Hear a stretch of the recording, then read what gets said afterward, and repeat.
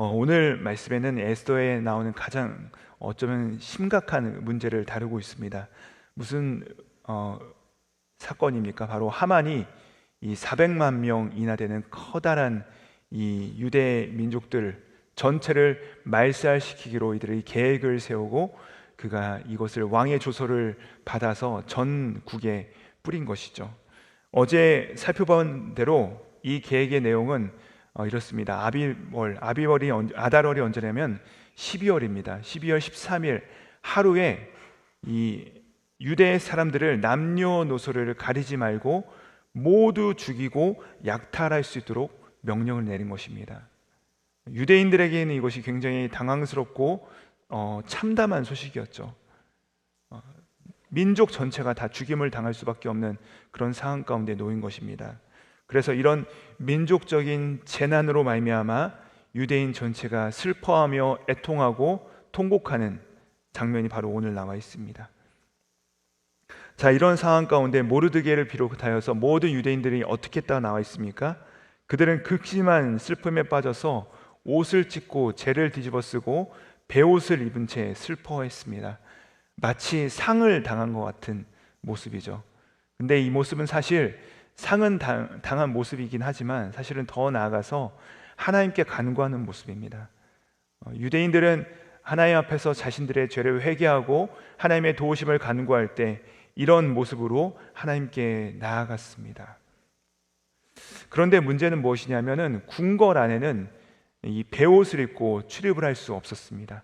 그래서 궁궐에서 일을 하는 이 모르드게는 이 상복을 입은 채 왕궁에 들어갈 수 없었기 때문에 왕궁 밖에서 이 상복을 입고 슬퍼하고 있었던 것이죠. 자, 이런 상황에서 에스더가 이 소식을 듣게 되고 에스더는 그녀의 시녀를 통하여서 사촌 오빠인 모르드게에게 옷을 보냅니다. 근데 모르드게가 어떻게 하죠? 그 옷을 거부합니다. 나는 우리 모든 유대인 백성들과 함께 이 베옷을 입고 슬퍼하며 하나님께 아뢰겠다라고 하고서 이것을 거부하죠. 그러니까 지금 사실 에스더는 어떤 상황이 벌어지고 있는지를 잘 모르고 있는 상황입니다. 어쩌면 왕궁의 가장 깊숙한 곳에 있는 그녀에게 있어서는 이 소식이 아직까지는 잘 들려오지 못했던 것이죠. 그래야 해서 자, 그러면 이게 큰일이구나 에스더가 깨닫고 나서 넷이 하닥을 보내어서 자초지종을 다 듣고 보니까 이것이 보통 일이 아닌 것입니다. 문제는 이제 왕 앞에 나아가서 이 일을 이야기해야 되지만 현재 에스더는요 왕에게 나아갈 수 없는 상황이었습니다. 우리가 오늘 본문을 통해서 잘 살펴보았듯이 당시 이 아하수에로 왕을 비롯한 페르시아 왕들은요 암살의 위험을 막기 위해서 왕이 부르지 않았는데 사람이 나오면 그를 다 죽이는 그런 법도를 가지고 있었습니다. 다만 그가 살 수 있는 방법은 왕이 그가 가지고 있는 지팡이에 그모를 내밀 때 그 호를 내미는 자만 목숨을 건질 수 있었던 것이죠. 그렇지 않으면 다 죽임을 당하는 것이었습니다. 게다가 오늘 말씀 보면요 벌써 왕이 에스더를 부르지 않은지 30일이 지났다라고 말하고 있습니다. 이것이 왕의 마음이 얼마나 에스더로부터 멀어졌는가를 보여주는 것이죠. 그러니까 이 에스더 입장에서는 왕이 부르지도 않았는데 그 앞에 불쑥 나갔다가 한마디도 못하고 그가 죽임을 당할 수도 있는 상황인 것입니다. 그런데 이때 모르드게가 아주 중요한 두 가지 선언을 합니다. 바로 에스더서 4장 13절과 14절 말씀인데요, 우리 같이 한번 읽어보도록 하시겠습니다. 시작. 모르드게가 에스더에게 회답하되 너는 왕궁에 있으니 모든 유대인 중에 홀로 목숨을 건지리라 생각하지 말라. 이때 내가 만일 잠잠하여 말이 없다면 유다인은 다른 데로 말미암아 노임과 구원을 얻으려니와 너와 내 아버지 집은 멸망하리라. 내가 왕후의 자리를 얻은 것이 이때를 위함이 아닌지 누가 알겠느냐 하니. 아멘. 오늘 이 말씀을 통하여서 우리는 구원의 본질이 무엇인가에 대해서 알 수 있습니다. 구원이란 무엇입니까? 구원이란 하나님께서 일방적으로 선택하시는 사건이라는 것입니다. 우리가 선택한 사건이 아니죠. 우리의 공로로 이루어진 것이 아니라는 것입니다. 구원은 내가 믿어서 나에게 오는 사건이 아니라 믿음을 통해서 우리 가운데 찾아오게 되었지만 하나님께서 일방적으로 우리 가운데 선언해 주신 것이라는 것을 오늘 말씀을 통해서 알 수 있습니다. 하나님이요, 우리를 구원하기로 작정하셨더라면 그것은 어떤 형태를 통해서라도 우리 가운데 일어났을 것입니다. 우리 가운데 혼자서 홀로 내가 결심해서 이 믿음을 얻게 된 사람은 아무도 없습니다. 부모님을 통해서건 친구를 통해서건 혹은 어떤 사건을 통해서건 우리는 믿음을 받아들이게 되었습니다. 누군가의 손길, 누군가의 기도, 누군가의 헌신을 통해서 우리가 이 자리에 앉아 있는 것이죠. 여러분, 근데 우리가 이 자리에 앉아 있는 것이요, 내가 결정하고 또 그 사람이 그렇게 해서서 했기 때문에 내가 이 자리에 온 것이 아니라는 것입니다. 이것은요, 전적으로 하나님께서 우리를 구원하시기로 결정을 했기 때문에 일어났다는 것입니다. 이것을 깨닫는 것이 너무나도 중요해요. 이것을 깨달을 때 우리는 그 은혜의 물줄기 가운데 함께 동참할 수 있습니다. 무슨 말이냐? 오늘 말씀 보시면요, 모르드기가 뭐라고 말합니까? 너는 너로 말미암아 우리 민족이 구원받지 않더라도 하나님께서는 다른 방법을 통해 우리를 구원하실 것이다 라고 그가 선포하죠. 그러니까 하나님께서 우리를 구원하시기로 결정을 하셨더라면 누군가를 통해서 반드시 그 일을 행하실 것이라는 것입니다. 하나님은 이 기쁜 소식을 우리에게 전해주기로 결정을 하셨고, 우리는 이 복음을 그 누군가를 통해서 들었어요. 또한 하나님께서는요, 이 복음을 누군가에게, 또 다른 누군가에 전하기로 원하시고 우리에게 이 복음 사역에 이 놀라운 사명을 맡겨주셨다는 사실이죠. 여러분, 근데 우리가 이 사명을 감당하지 않다 할지라도 하나님께서는 반드시 그 누군가를 통하여서 이 사명을 이루실 것입니다. 그러니까 이 사명에 포함된 것 자체가 은혜라는 사실입니다. 특권이라는 사실이죠. 우리가 감당하지 않으면 누군가가 반드시 할 것입니다. 모르드게가 에스더에게 도전한 것이 바로 이것이죠. 너가 바로 이 구원의 큰 흐름에서 너의 안전을 지키겠다고, 너의 안위를 돌보겠다라고 너의 이 위험을 감수하지 않을 경우에는 어떻게 해서든 이스라엘 백성들은 다른 방법을 통해서 구원받을 것이다. 그러나 너와 내 집은 이 구원 역사에서 퇴장할 것이다. 하나님께서는요, 구원을 전하는 도구로 우리를 부르시고 우리에게 사명을 맡겨주셨습니다. 하나님 나라의 이 귀한 사명을 맡겨주셨어요. 근데 이것은요, 부담이 아니라 우리를 향한 놀라운 상급임을 믿으시길 바랍니다.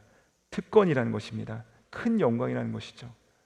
사랑하는 여러분, 그러므로 은혜를 은혜로 알고 축복을 축복으로 알 수 있는 저와 여러분 되기를 주님의 이름으로 축복드립니다. 두 번째로 기억해야 될 사실은 무엇입니까? 너가 왜 지금 그 자리에 있느냐라는 것입니다. 너가 왜 지금 아하수르의 왕의 왕비가 된 이유가 무엇이냐? 너가 아름다워서 그 자리에 있는 줄 아느냐라고 그가 말하는 것이죠. 너가 혼자 힘으로 왕비가 된 줄로 생각하느냐? 너가 지금 왜 이 시점에 하나님께서 왕비로 세워줬느냐라고 그가 말하고 있는 것입니다.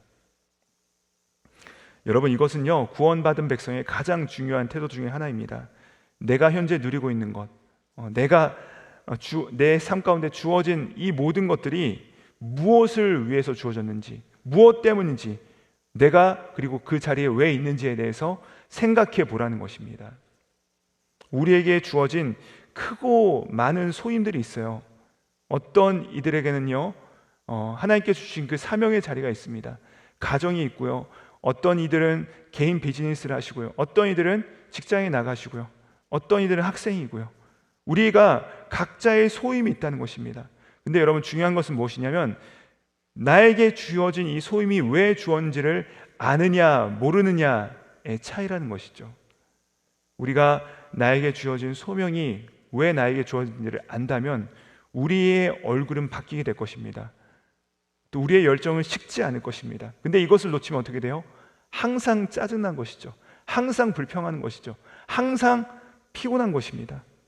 근데 에서는요, 이 모르드게의 말에 그가 깨달음을 얻게 된 것입니다.